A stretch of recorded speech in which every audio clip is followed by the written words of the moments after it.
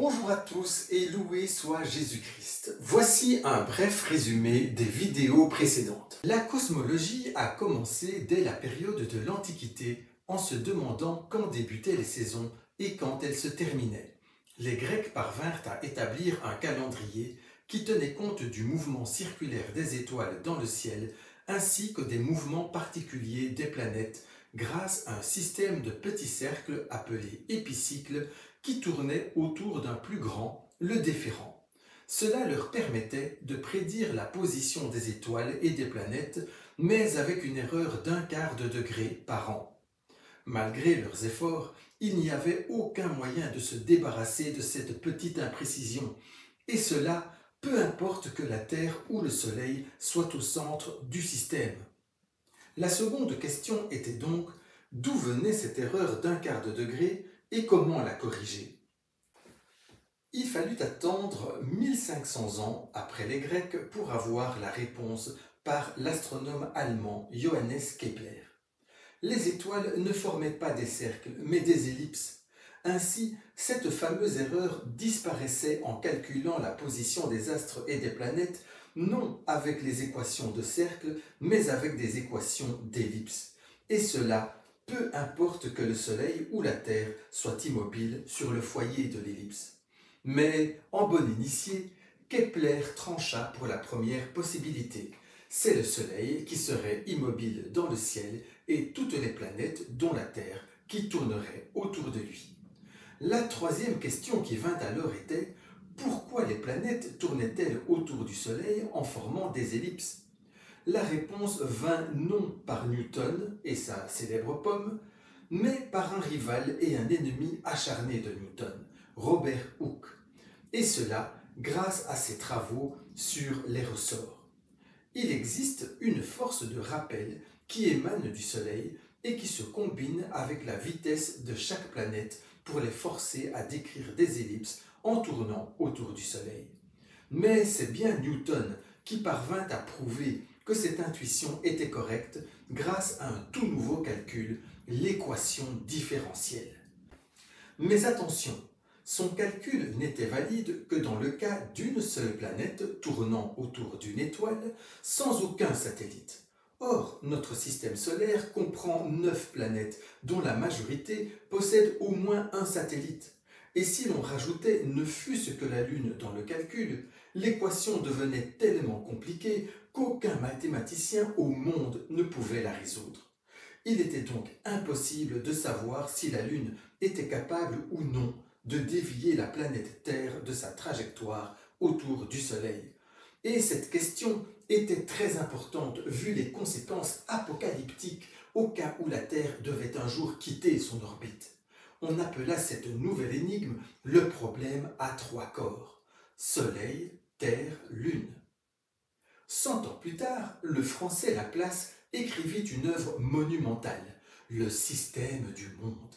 Dans ce livre, il décrivait le système solaire tel que nous le représentons actuellement.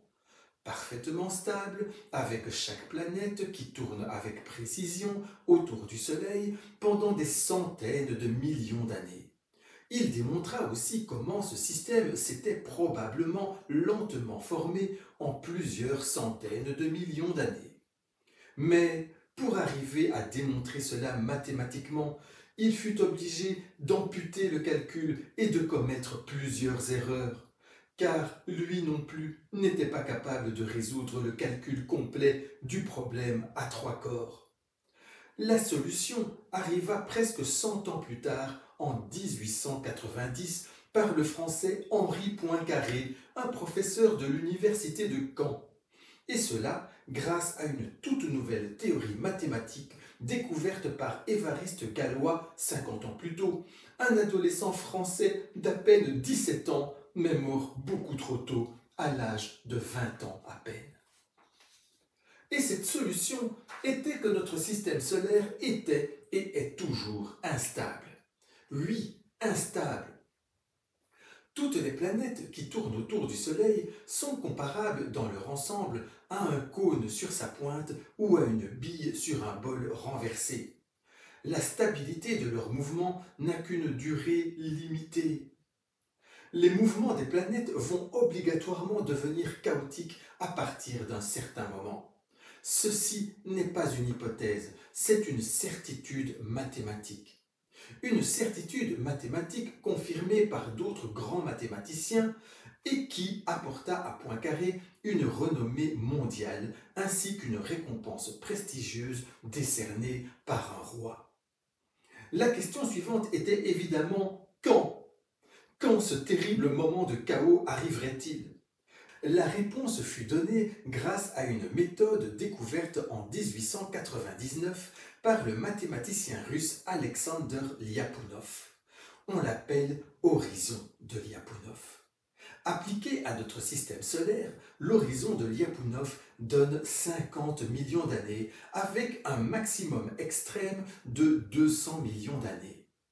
Cela signifie qu'à partir de son premier tour, la Terre n'est capable de tourner correctement autour du Soleil que 200 millions de fois au tout grand maximum.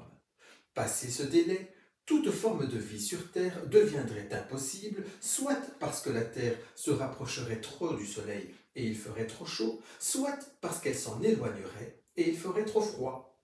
Or, la théorie du Big Bang nous dit que la Terre est vieille de 4 milliards 500 millions d'années. Et la théorie de l'évolution nous dit que les toutes premières bactéries ne sont apparues sur Terre que 700 millions d'années après que la Terre ait commencé à tourner autour du Soleil. L'évolution dit encore qu'au bout de 4 milliards d'années, la nature n'en était arrivée qu'aux dinosaures. Par conséquent, soit le système de Kepler-Newton-Laplace est faux et nous vivons dans un système différent qui est plus stable ou doté d'un mécanisme de stabilité, soit la théorie de l'évolution est fausse et la vie telle que nous l'observons a pu se développer beaucoup plus rapidement. Ou bien encore, les deux théories sont fausses. Bref, après des siècles de recherche, nous sommes revenus à notre point de départ. Dans quel monde vivons-nous? Mais pas de problème, cette question a trouvé réponse grâce à l'électricité qui nous a directement menés à la théorie de la relativité. Vous vous demandez peut-être, vu que la relativité est une théorie sur l'univers, quel est son rapport avec l'électricité? Eh bien, sachez que l'article fondateur de cette théorie ne s'appelle pas relativité, mais de la dynamique de l'électron. Électron est un nom qui a forcément un rapport avec électricité, tandis que dynamique est un mot qui suggère le mouvement. Donc, quand il y a de l'électricité, il y a un mouvement et il se passe quelque chose en rapport avec le déplacement des étoiles et des galaxies dans l'univers. C'est ce que nous allons voir avec le professeur de physique Richard Taillet qui nous avait guidés dans Cosmologie 4 et 5. Pendant le XIXe siècle, les physiciens étaient tenus en haleine par la recherche de la vitesse de la lumière ainsi que par les nombreuses découvertes en électricité et en magnétisme. Plusieurs siècles auparavant, à l'époque de Newton et Huygens, on avait d'abord procédé comme avec la vitesse du son. Deux observateurs synchronisaient leurs horloges et se postaient au sommet de deux collines éloignées dont on connaissait la distance entre les deux. Pour la vitesse du son, c'était très facile car il s'écoulait plusieurs secondes entre l'heure convenue où le premier observateur déclenchait le bruit et le moment où le second sur sa colline entendait ce bruit. Il n'y avait plus qu'à diviser la distance par les secondes et l'on obtenait la vitesse du son. Mais pour la lumière, ça ne fonctionnait pas. Le second observateur voyait la lumière exactement au moment où son compère allumait sa lampe à l'heure convenue. Il n'y avait aucun délai d'attente, quelle que soit la distance entre les deux collines. On en vint à croire que la lumière se déplaçait à une vitesse infinie, instantanée. Cependant, l'astronome danois Ole Rømer fit des observations de 1668 à 1678 qui permirent d'avoir une première estimation de la vitesse de la lumière. Il se mit à observer les apparitions et disparitions de Io, le plus proche satellite de Jupiter. Ce satellite met 42 heures et 30 minutes pour effectuer un tour complet autour de la planète géante. Ce faisant, par rapport à nous, parfois il disparaît et parfois il réapparaît entre Jupiter et nous. Mais en considérant que la Terre se déplaçait elle aussi autour du Soleil, il y avait des moments où ce phénomène se produisait quelques millions de kilomètres plus près ou plus loin de la Terre, selon le moment de l'année. En notant soigneusement les heures d'apparition et de disparition de Io entre Jupiter et nous, il y avait moyen de calculer à peu près le temps que mettait la lumière de Io pour arriver jusqu'à nous, et ainsi d'avoir une première estimation de la vitesse de la lumière. C'est le fameux Christian Huygens qui s'attela à ces calculs aux alentours de 1680, et il trouva 110 millions de toises par seconde, c'est-à-dire environ 214 000 km par seconde. En 1809, l'astronome Jean-Baptiste Delambre trouva un peu plus de 300 000 km par seconde en se basant sur les mêmes observations que Romer, mais avec des moyens beaucoup plus précis. Conclusion, au XIXe siècle, on estimait la vitesse de la lumière à environ 300 000 km par seconde, mais sans connaître sa valeur exacte. Et l'on n'était pas plus avancé non plus quant à la nature de la lumière. Qu'était-ce qu'un rayon lumineux? Un jet de particules, comme l'affirmait Newton? Cela se comprenait facilement, mais cela n'expliquait pas la diffraction de la lumière, diffraction que les particules sont incapables de produire. Ou bien s'agissait-il de fronts d'ondes parallèles qui se propageaient en ligne droite, comme le démontrait Huygens? Cela résolvait la diffraction de la lumière. Mais alors, où était le fluide porteur de l'onde lumineuse? Il était impossible de départager les deux savants. Au XIXe siècle, suite aux travaux de Coulomb, Ampère, Gauss, Ohm, Volta, Faraday, les découvertes en électricité et en magnétisme formaient un joyeux désordre. On se demandait de quelle manière ces deux réalités étaient liées.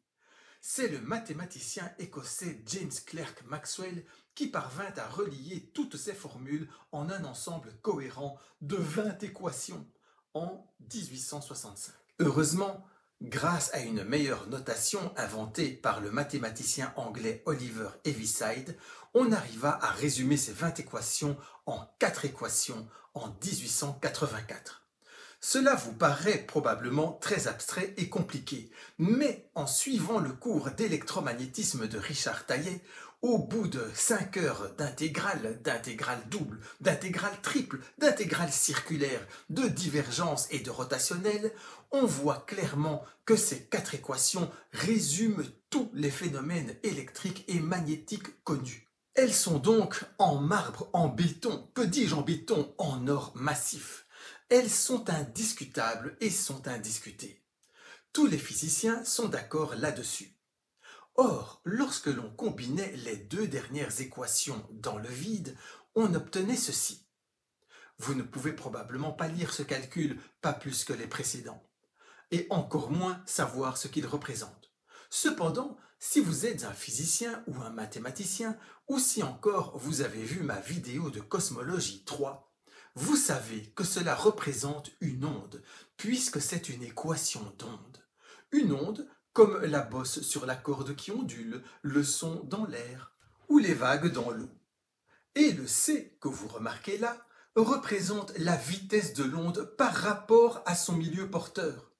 La vitesse de la bosse sur la corde, la vitesse des vagues dans l'eau, ou encore la vitesse du son dans l'air.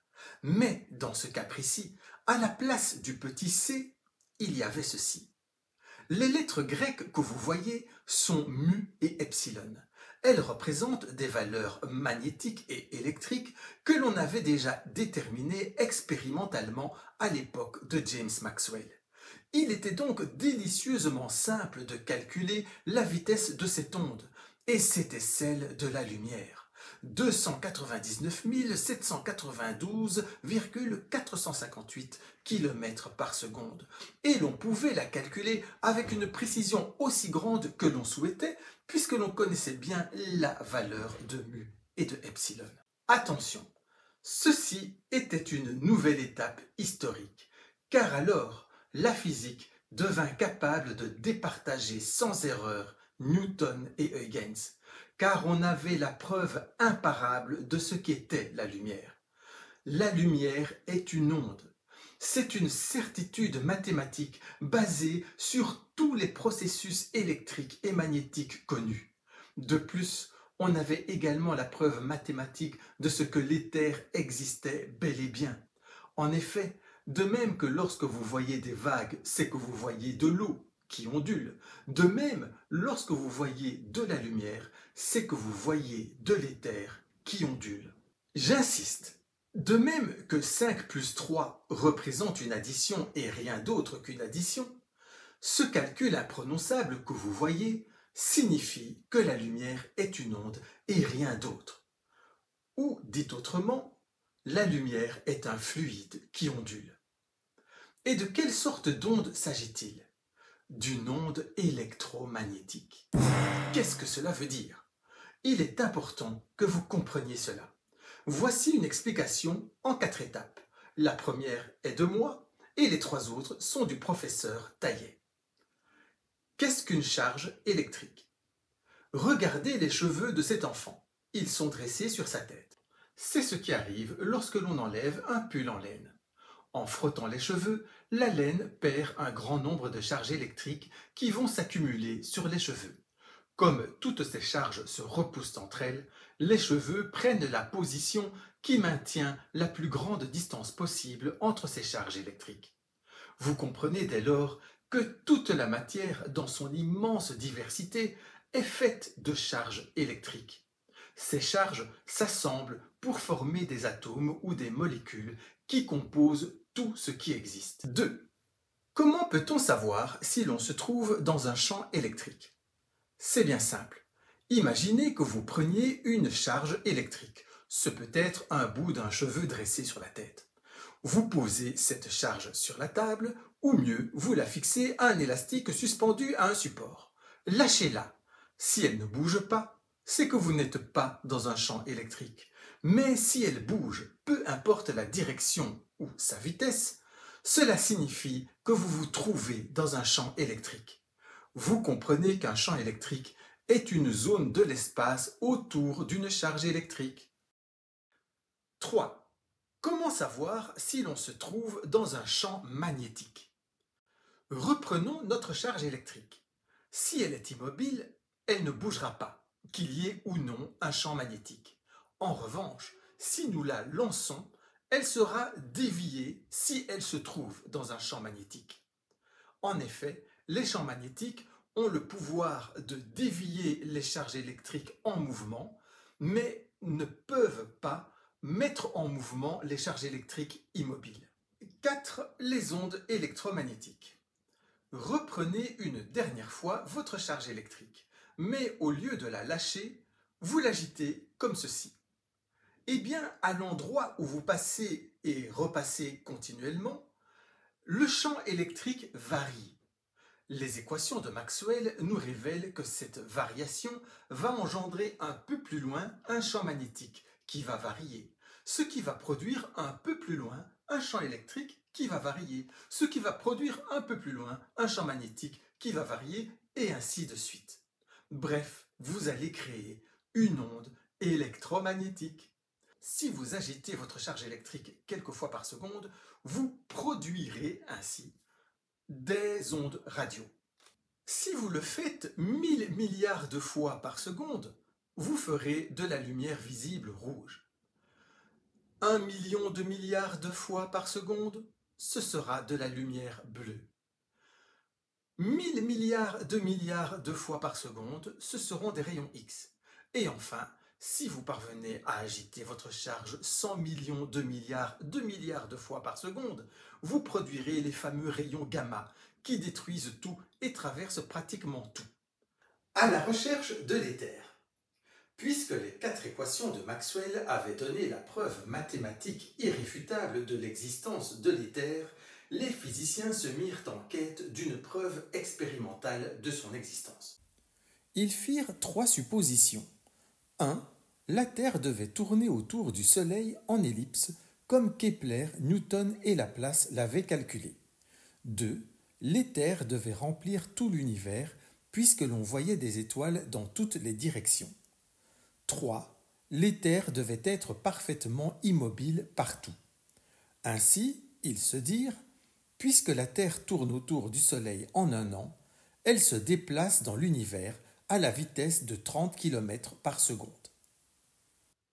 Par conséquent, nous devrions pouvoir mesurer sur Terre un vent d'éther de 30 km par seconde, ce qui fait quand même 108 000 km/h. Un peu à la manière d'un train qui voyagerait à 50 km/h par une journée sans vent. Ainsi, les voyageurs ressentiraient sur leur visage, en passant la tête par la fenêtre, un vent de 50 km/h. C'est le physicien Abraham Michelson qui conçut un appareil capable de réaliser une telle mesure. On le nomma cet appareil l'interféromètre. On envoyait un rayon de lumière sur un miroir semi-réfléchissant. Ce rayon se divisait alors en deux rayons qui effectuaient un aller-retour dans chacun des deux bras que vous voyez. Ces deux bras étaient rigoureusement perpendiculaires et de longueur égale. C'est ça qui est très important. Ils se rejoignaient ensuite pour être dirigés ensemble vers l'oculaire où se tenait l'observateur. Si l'éther existait, il ralentirait forcément l'un des deux rayons plus que l'autre. Ainsi, ce rayon arriverait en retard et il provoquerait des interférences avec l'autre rayon. Cela se manifesterait par des cercles concentriques alternés lumineux et sombres. Plus le retard serait important et plus les cercles concentriques seraient nombreux et serrés. Bien entendu, il y avait une charmante formule qui faisait le lien entre le nombre des cercles et la vitesse mesurée du vent d'éther. En revanche, si l'éther n'existait pas, les deux rayons arriveraient en même temps, il n'y aurait alors aucun cercle, mais juste une tache lumineuse uniforme. Pour résumer, si l'on ne voit aucun cercle, mais juste une tache, c'est que le vent d'éther n'existe pas. S'il y a des cercles, c'est que le vent d'éther existe. Mais puisque tous les physiciens étaient sûrs du modèle de Kepler-Newton-Laplace, ils attendaient une vitesse mesurée de 30 km par seconde. Et là, j'attire déjà votre attention sur un petit malaise. Nous avons vu dans le résumé que le système solaire de Kepler-Newton-Laplace était instable. Donc il devait forcément y avoir un problème. Mais les physiciens font comme s'il n'y en avait pas. Eh bien, que s'est-il passé? Lorsque Michelson fit sa première mesure, il y eut des cercles lumineux et sombres concentriques. Mais ils étaient trop peu nombreux pour correspondre aux 30 km par seconde attendus. Cela donnait environ 7,5 km par seconde, ce qui était tout de même une vitesse considérable. Une vitesse d'environ 27 000 km/h. Mais tous les physiciens qui s'intéressaient à cette expérience se dirent que l'appareil n'était pas assez précis. Michelson se fit alors aider par le chimiste Morley qui perfectionna l'interféromètre, et ils firent 6 nouvelles mesures en 1887. Ils étaient secondés par un jeune assistant, Dayton Clarence Miller. Cet homme devait jouer un grand rôle 40 ans plus tard environ. Et l'appareil s'obstina à donner des vitesses trop petites, de 6,7 à 8 km par seconde. Quoi qu'il en soit, cela démontrait expérimentalement que l'éther et le vent d'éther existaient bel et bien, mais Michelson reçut le prix Nobel pour avoir prouvé que l'éther n'existait pas. C'est alors qu'intervint Oliver Heaviside, le mathématicien qui avait résumé les 20 équations de Maxwell en 4. Il fit remarquer que ces mêmes équations prouvaient mathématiquement que lorsqu'une charge électrique se déplace à vitesse constante, son champ électrique se contracte principalement dans le sens de son déplacement.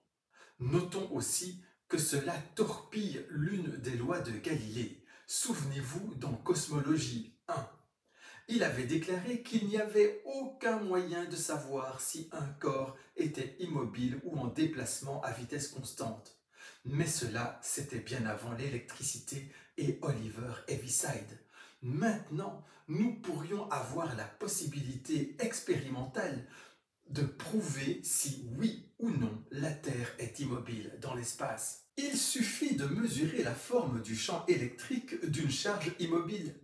Si la Terre est immobile, alors cette charge sera vraiment immobile et son champ électrique sera sphérique. Par contre, si la Terre se déplace en tournant autour du Soleil, la charge immobile sera en réalité en mouvement et on va mesurer un champ électrique en forme d'ellipsoïde, c'est-à-dire à peu près une forme de galet. Mais le physicien irlandais George Francis Fitzgerald fit alors remarquer que les liaisons entre tous les atomes et toutes les molécules sont justement de nature électrique. Par conséquent, les charges positives et négatives vont se rapprocher les unes des autres à mesure que leurs champs électriques vont se contracter. Or, toutes les charges positives et toutes les charges négatives sont les mêmes dans tous les atomes et dans toutes les molécules.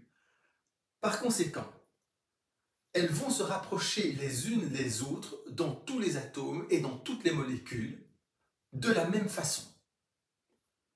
Et de même, tous les atomes et toutes les molécules qui composent toute la matière qui existe, ils vont se rapprocher eux aussi de la même manière, puisque malgré leur immense diversité, ils sont tous composés des mêmes charges électriques.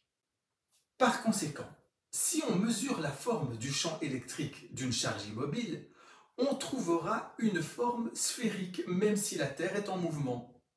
Pourquoi ?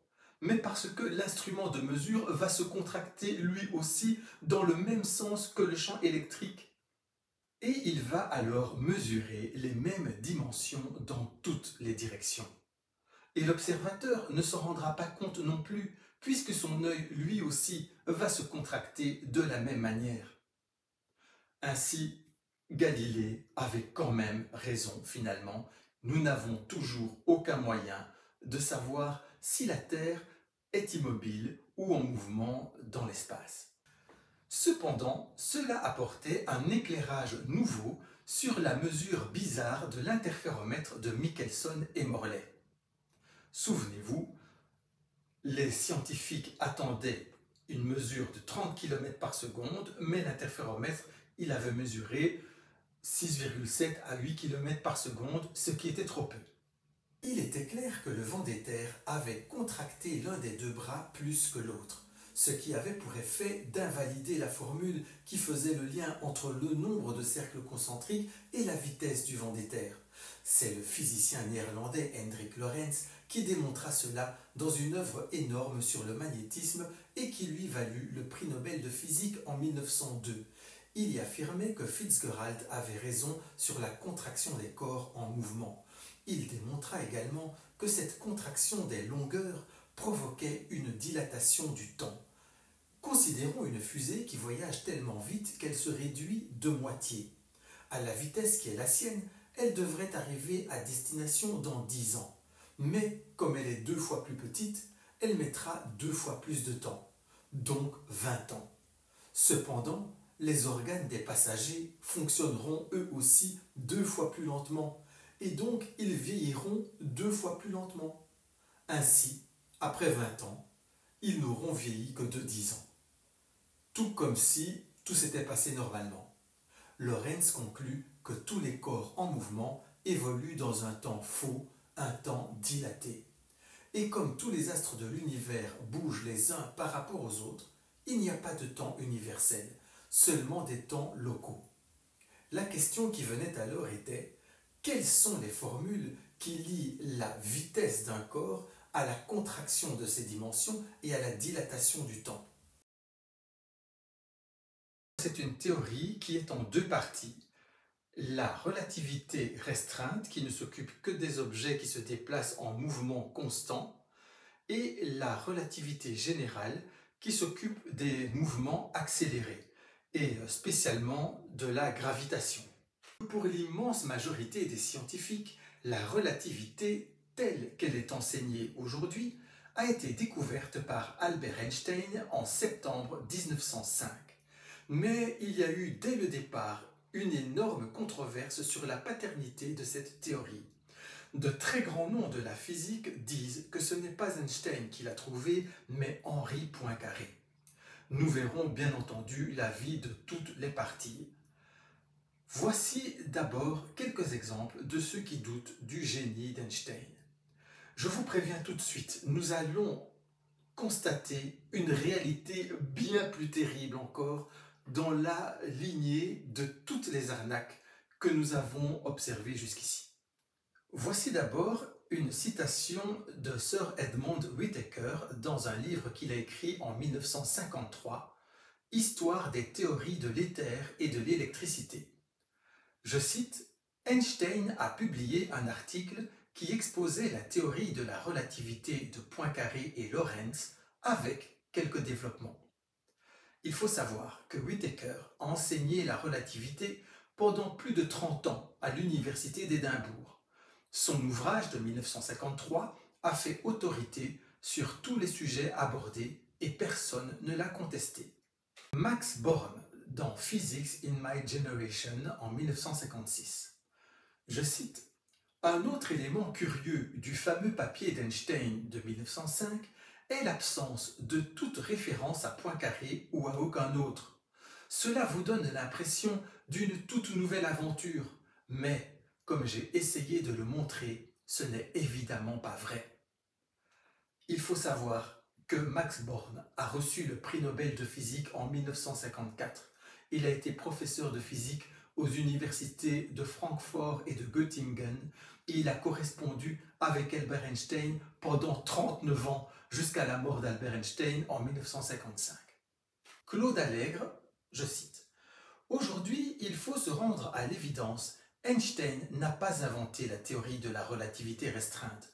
Le premier découvreur de cette théorie fut un Français, Henri Poincaré. La physique mondiale sait cela depuis que le Britannique Edmund Whittaker l'a dit. Mais peu de scientifiques compétents ont voulu s'assurer de la véracité de ce fait. Personne n'osait s'interroger sur les mérites du génie absolu. La physique moderne avait sacralisé Einstein. » Or, ce Claude Allègre, il est physicien, géochimiste français, médaille d'or du CNRS, membre de l'Académie des sciences, ministre de l'Éducation nationale sous Jacques Chirac et Lionel Jospin. Il est l'auteur de nombreux ouvrages de vulgarisation. Friedwald Winterberg. Ce professeur apporte la preuve que le mathématicien allemand David Hilbert avait écrit correctement la relativité générale 5 jours avant Albert Einstein. Il a écrit cela dans un article qui s'appelle, c'est un article allemand, mais qui se traduit par « À propos de la décision tardive dans le débat d'antériorité Hilbert-Einstein » in Zeitschrift für Naturforschung, volume 59a, page 715-719 en 2004. Ce Friedwald Winterberg, il a eu comme directeur de thèse de doctorat le prix Nobel de physique Werner Heisenberg, qui est une toute grosse pointure de la physique. Friedwald Winterberg est donc un physicien germano-américain spécialiste de la relativité générale, médaille d'or de la Fondation spatiale Werner von Braun. Vous voyez que des toutes grosses sommités de la physique, anglais, français, allemand, américain, prix Nobel ou étant dirigés par des prix Nobel de physique, vous disent ça sur Albert Einstein. Nous allons voir par un autre historien que c'est ça, mais en pire. Mais avant, on termine avec Christopher John Bjerknes, historien, auteur américain, dans son livre Albert Einstein, le plagiaire incorrigible, paru aux éditions Downersgorv, Illinois, en 2002. Je cite, « Einstein n'a pas seulement emprunté la relativité restreinte à Poincaré et la relativité générale à Hilbert. Il a procédé selon les mêmes méthodes pour le mouvement brownien, l'équivalence masse-énergie, etc. Toute son œuvre est un immense plagiat. » Comme je vous l'ai dit, ce que nous allons voir est pire que ça. C'est tout pour le moment, mais vous pouvez connaître le dénouement de toute cette histoire en achetant mon livre La vérité immuable et l'erreur scandaleuse sur le site amazon.fr pour 26,27 €. À bientôt et que le bon Dieu vous bénisse et vous garde.